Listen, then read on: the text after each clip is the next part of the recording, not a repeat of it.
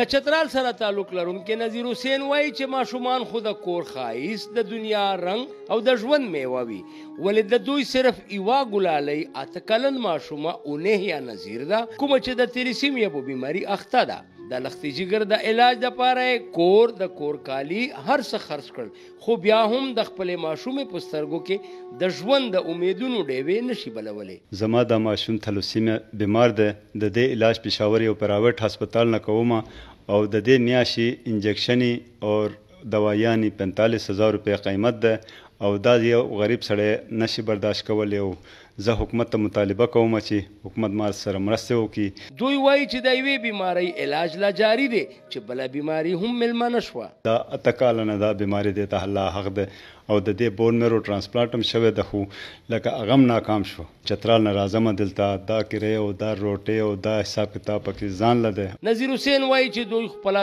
2 وخته روټۍ ته هم ترسیږي نو په داسې حالاتو کې به د خپلې ماشومې علاج آخر څنګه او په څه کوي. دوی فکرمند دی چې څنګه دا ممکن کړي چې د اونهیا د ژوند ټول دردونه پناه کړي او دا ګلالۍ ماشومه هم د ژوند د ښکلاګانو طرف ته راولي. د کیمرامین صاحبزاده جهانزیب سره رشید آفاق، خبر نیوز، پېښور.